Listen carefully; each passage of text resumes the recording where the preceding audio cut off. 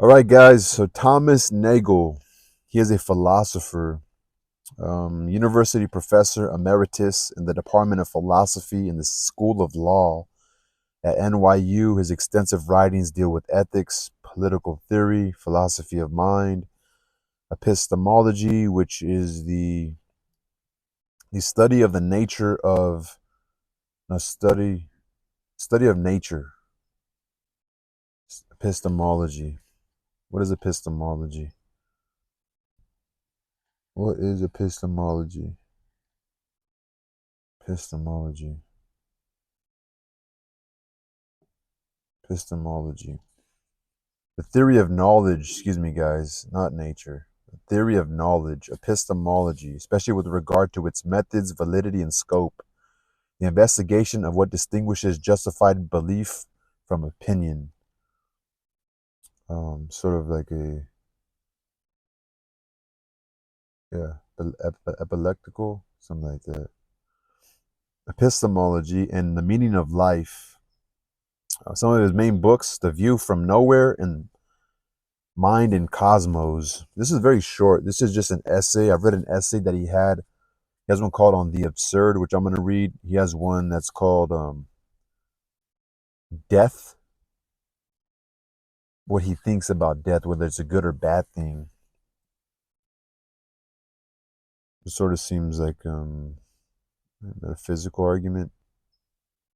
I don't know much. I don't know a lot of these key terms. I have more of my own ideas. But so, and there's two essays in here. There's one that calls What is it like to be a bat? There's another one called Further Thoughts, the Psychophysical Nexus. So I asked ChatGPT,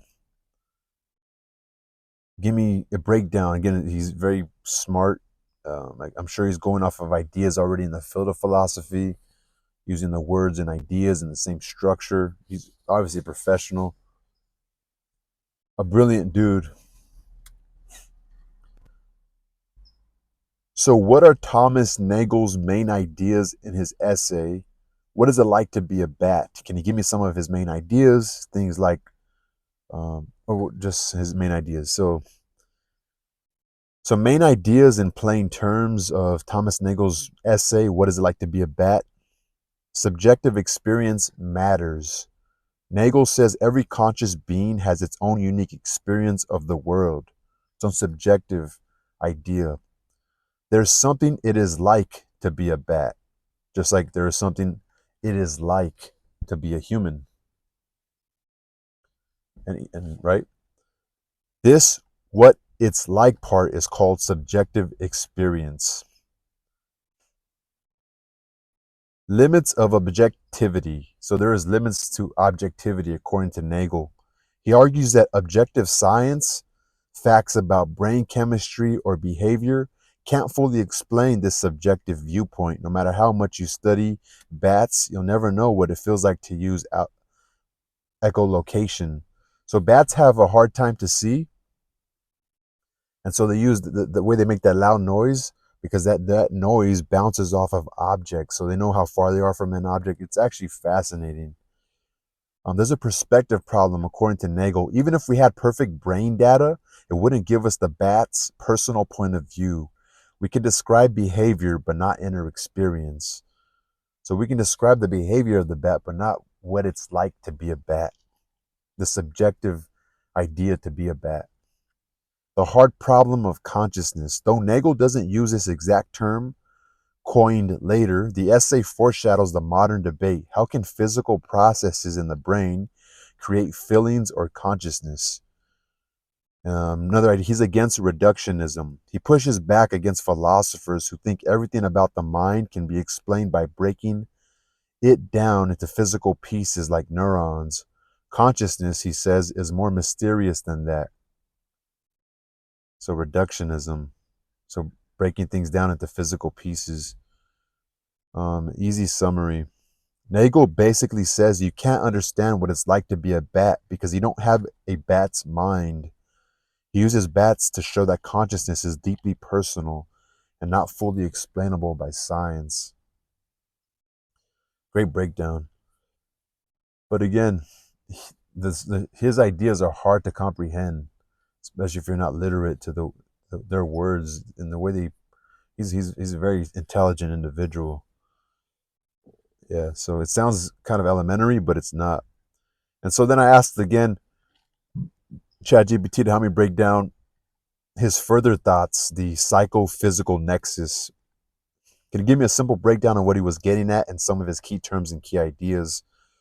Thomas Nagel's ideas about the psychophysical nexus, the connection between the mental and the physical, which are he called it the mind-body problem, which is probably still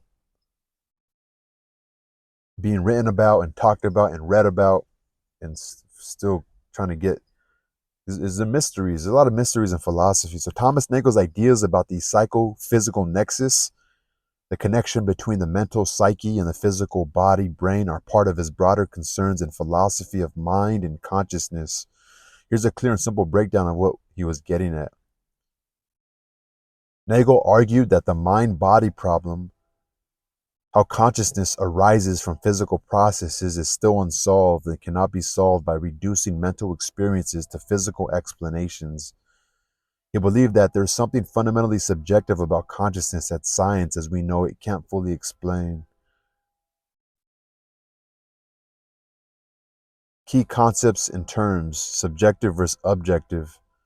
So subjective, what it feels like from inside, what it's like to be you or a bat. Objective, the external third-person scientific perspective. Nagel's argument: subjective experience, what it's like, can't be captured by objective science. No amount of brain scans or chemistry would tell you what it's like to see red or feel pain.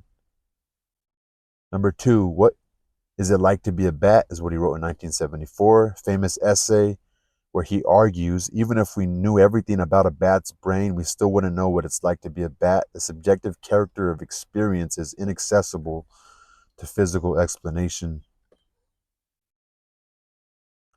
Number three, the psychophysical nexus. This is the link or relationship between the mind and the physical. Psycho, the psyche, the mind, and the physical. So the mind is consciousness, thoughts, and feelings. Epistemology, right? The investigation, the nature of knowledge, the study of knowledge. And the physical, our brain, our nervous system, and behavior. The objective. The subjective is the consciousness, thoughts, feelings, the mind, what it's like to be you.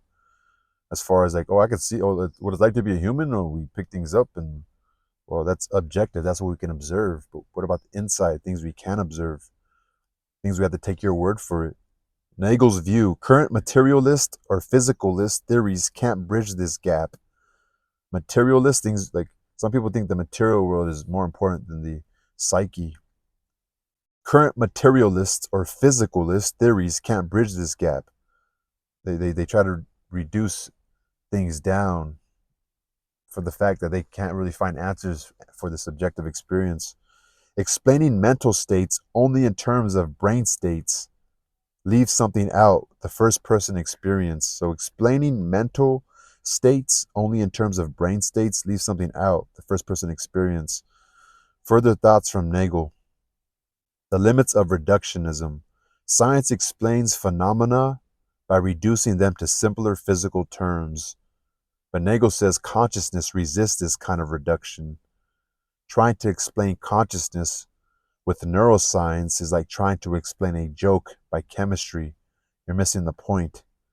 Trying to explain consciousness with neuroscience is like trying to explain a joke by chemistry. You're missing the point. I like this breakdown because this is, I read it first and then I use this. I'm not cheating. I'm just getting a breakdown. Trying to explain consciousness with neuroscience is like trying to explain a joke by chemistry. You're missing the point. Number five, a new kind of science. Nagel doesn't reject science. He calls for a future science that might be able to include both objective facts and subjective experience, maybe something that blends first person and third person perspectives. Number six,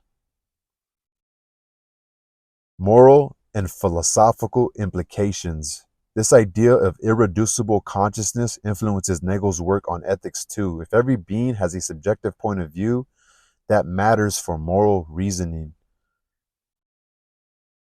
We can't treat people or animals as just biological machines. So, a summary: Thomas Nagel believed that the psycho-physical nexus, how the mental arises from the physical, is a deep mystery.